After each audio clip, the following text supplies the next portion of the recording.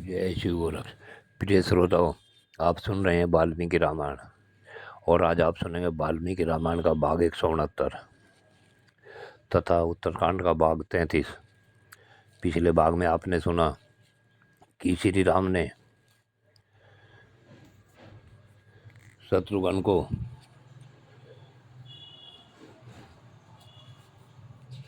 लवणासुर को मारने के लिए आदेश दिया और फिर लवणासुर के राजधानी पर शत्रुघ्न को राजा बनाकर राज तिलक कर दिया।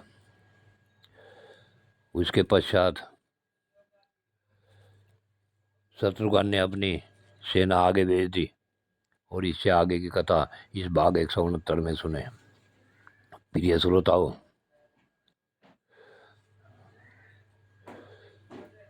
शत्रुघ्न को समझाकर श्री राम ने उन्हें पुनः यह बात कही, पुरुषश्रेष्ठ शत्रुघ्न, तुम इस 10 लाख स्वर्ण मुद्रा लेकर जाओ। इस तरह पर्याप्त धन और सवारियों अपने साथ रखो। इस सेना का भली भांति भरण पोषण किया गया है। यह हर्ष तथा उत्साह से पूर्ण, संतुष्ट हो, उद्दंडता से रहित होकर आज्ञा के अधीन रहने वाली है। नरश्रेष्ठ, इसे मधुर भाषण से और धन देकर प्रसन्न रखना। इसलिए अष्टपुष्ट मनुष्यों से भरी हुई इस विशाल सेना को आगे भेजकर तुम पीछे से अकेले ही केवल धनुष हाथ में लेकर मधुबन को जाना और इस तरह यात्रा करना जिससे मधुपुत्र लवण को यह संदेह न हो कि तुम युद्ध की इच्छा से यहाँ जा रहे हो। तुम्हारी गतिविधि का उसे पता नहीं लगना चाहिए। पुरुषोत्तम, मैंने जो बताया है उसके सिवा उसकी मृत्यु का दूसरा कोई उपाय नहीं है, क्योंकि जो भी सूर्य सहित लवणासुर के अति दृष्टिपथ में आ जाता है वह बस उसके द्वारा मारा जाता है। तुम्हारे सैनिक मरीचों को आगे करके यहाँ से यात्रा करें, जिससे भीषण ऋतु ग्रीष्म ऋतु बीतते बीतते वे गंगा जी को पार कर जाएं। शीघ्र पराक्रमी वीर फिर सारी सेना को वहीं गंगा जी के तट पर ठहराकर तुम धनुष मात्र लेकर पूरी सावधानी के साथ अकेले ही आगे जाना। इस प्रकार श्री राम जी के कहने पर शत्रुघ्न ने अपने प्रधान सेनापतियों को बुलाया और इस प्रकार कहा, देखो, मार्ग में जहाँ जहाँ डेरा डालना है उन पड़ाव का निश्चय कर लिया गया है। तुम्हें वही निवास करना होगा। जहाँ भी ठहरो विरोध भाव को मन से निकाल दो, जिससे किसी को कष्ट न पहुँचे। इस प्रकार उन सेनापतियों को आज्ञा दें। अपनी विशाल सेना को आगे भेजकर शत्रुघ्न ने कौशल्या, सुमित्रा और कैकेयी को प्रणाम किया। उसके बाद श्री राम की परिक्रमा करके उनके चरणों में मस्तक झुकाया, फिर हाथ जोड़कर भरत और लक्ष्मण की वंदना की। तदंतर मन को संयम में रखकर शत्रुघ्न ने पुरोहित वशिष्ठ को नमस्कार किया। फिर श्री राम की आज्ञा से उनकी परिक्रमा करके शत्रुओं को संताप देने वाले महाबली शत्रुघ्न अयोध्या से निकले। अपनी सेना को आगे भेजा। अयोध्या में एक माह रहने के पश्चात शत्रुघ्न अकेले ही वहां से मधुबन के मार्ग पर प्रस्थित हुए। वे बड़ी तेजी से आगे बढ़ने लगे। रघुकुल को आनंदित करने वाले शत्रुघ्न रास्ते में 2 रात बिताकर तीसरे दिन महर्षि वाल्मीकि के पवित्र आश्रम पर जा पहुंचे। वह उससे उत्तम वासस्थान था। वहाँ उन्होंने हाथ जोड़कर मुनिश्रेष्ठ महात्मा वाल्मीकि को प्रणाम करके कहा, हे भगवान, मैं अपने बड़े भाई से रघुनाथ जी की आज्ञा से इधर आया हूँ। आज रात को यहाँ ठहरना चाहता हूँ और कल सवेरे वरुण देवता द्वारा पालित पश्चिम दिशा को चला जाऊँगा। शत्रुघ्न की यह बात सुन मुनिवर वाल्मीकि ने उन महात्मा को हंसते हुए उत्तर दिया, महायशस्वी वीर, तुम्हारा स्वागत है। यह आश्रम रघुवंशियों के लिए अपना ही घर है। तुम निशंक होकर मेरी ओर से अपना आसन, पाद और अर्घ स्वीकार करो। तब यह सत्कार ग्रहण करके शत्रुघ्न ने फल फूल का भोजन किया। इससे उन्हें बड़ी तृप्ति हुई। उसके पश्चात वे महर्षि से बोले, मुने, इस आश्रम के निकट जो यह प्राचीन काल का यज्ञ वैभव दिखाई देता है, किसका है? किस यजमान नरेश ने यहाँ यज्ञ किया था? उनका यह प्रश्न सुन वाल्मीकि जी ने कहा, शत्रुघ्न, तुम्हारे पूर्वज राजा इक्ष्वाकुदास इस भूमंडल के स्वामी हो गए हैं। उस भोपाल के मित्र सह नामक एक पुत्र हुआ जो बड़ा पराक्रमी और अत्यंत धर्मात्मा था। सुदास का वह शूरवीर पुत्र बाल्यावस्था में ही एक दिन शिकार खेलने के लिए वन में गया।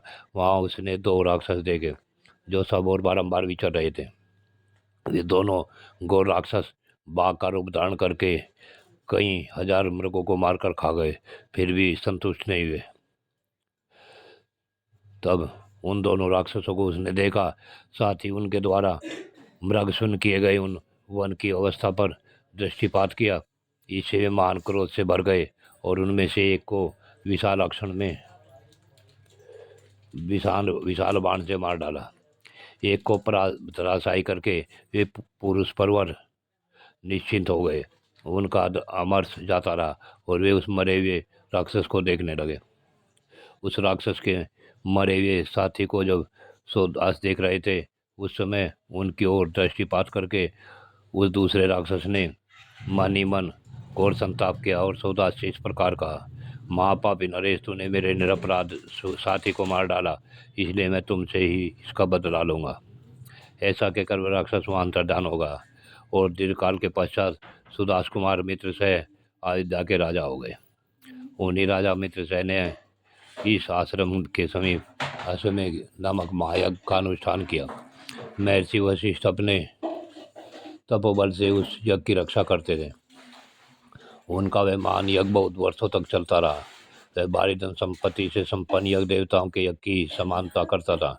उस यज्ञ की समाप्ति होने पर पहले से बैर का स्मरण करने वाला वह राक्षस वशिष्ठ जी का रूप धारण करके राजा के पास आया और इस प्रकार बोला, राजन, आज यज्ञ की समाप्ति का दिन है, अतः आप मुझे तुम शीघ्र ही मांसयुक्त भोजन दो।